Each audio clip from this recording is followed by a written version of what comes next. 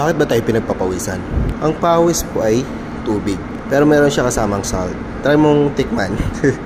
Ang purpose po talaga ng pawis ay para makontrol ang body temperature. Kapag yung tubig sa pawis ay nag-evaporate, malalamigan naman yung balat natin. Kapag nakaramdam ng lamig yung balat, nakaka-refresh ito galing sa init ng katawan na nararamdaman natin. Another question, okay lang ba na tumapad sa electric fan kapag pinagpapawisan? Ang sagot, oo. Kapag pinagpapawisan ka, okay lang na magpatuyo ng pawis sa electric fan.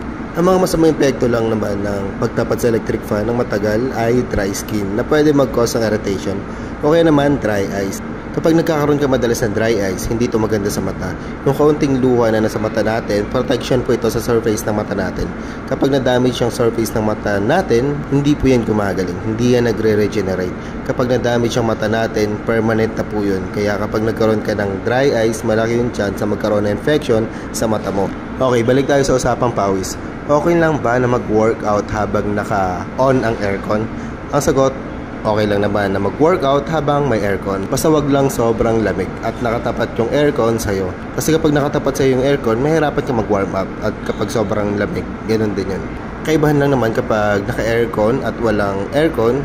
Kapag walang aircon po kasi, mas mabilis kang pagpapawisan at mas marami kang pawis na may ilalabas. Kapag mas marami kang pawis na ilalabas, pwede ito mag-cause ng mabilis kang mapagod at uhawin. Yun lang naman yung pagkakaiba. Mas mabilis kang mapapagod at mas mauuhaw ka. Hindi naman ibig sabihin na pinagpapawisan ka ng sobra, nagbaburn ka ng maraming calories. Hindi po ganun yun. At syempre kapag nag-workout ka sa mas mainit na lugar, syempre mas mabilis kang mapapagod doon. Okay? Mas mabilis kang mag-overheat. Gets mo naman siguro. Siguro gets mo na rin kapag naka-aircon. Kung ano yung difference, di ba? Another question. Baka pasmahin ka kapag natuyuan ka ng pawis or baka magkaroon ka ng sakit na pneumonia. Hindi po nakukuha ang sakit na pasma or pneumonia sa pagpapatuyo ng pawis.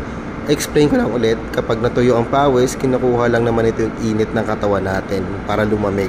Kapag hindi po tayo pinagpapawisan, baka mag-overheat na ang katawan natin. At dagdag ko pa, yung pawis na inilalabas ng balat natin, hindi na po yun ina-absorb ulit ng balat natin. Ini-evaporate na po yun ng hangin. Ngayon, hindi po nakakapasma ang pagpapatuyo ng pawis, okay? Ang pasma, nakukuha po yan sa sobrang pagod ng muscle.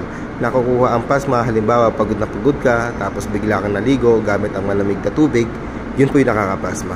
Okay naman, galing ka sa initan or arawan, tapos naligo. Okay naman, pagod na ang kamay mo sa pagluluto, bigla kang naghugas ng kamay, doon po nakukuha yung pasma. Ang cause naman ng sakit na pneumonia ay galing sa bacteria, virus, or fungi, or mahawaan ka ng isang tao na may sakit na pneumonia. Ganun po, doon po nakukuha yung sakit ng pneumonia. Kaya walang connect na magkakasakit ka ng pasma or pneumonia kapag natuyuan ka ng pawis. Yun po talaga ang purpose ng pawis. Ang matuyo sa balat mo para lumamig ang pakiramdam mo. Okay?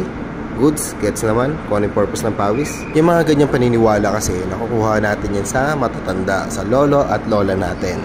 Pero syempre, di mawawala yung facts na pag pinawisan ka na sobra, babahaw yung katawan natin. At pwede tayo magkaroon ng putok. At pwede rin bumahaw yung damit natin. Okay? At yun lang gusto ko lang talaga i-promote itong product na ito. Itong cooling neck fan.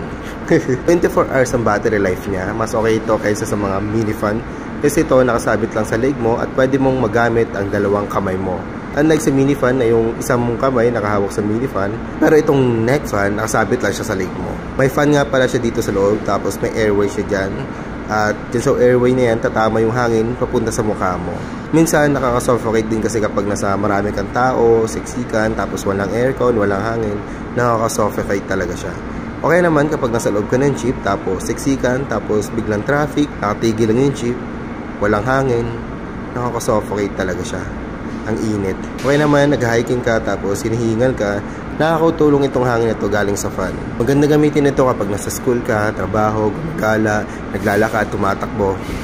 Sa forma, kung usapang forma, parang may headphone ka lang naman na nakasabit sa leg mo. Kaya kapag pawisin ka at ayaw mong pinagpapawisan ka lagi, ito na yung sagot sa problema mo. May isa pa akong content about dito sa product na ito. Check mo na lang yung profile ko, nandyan lang yan.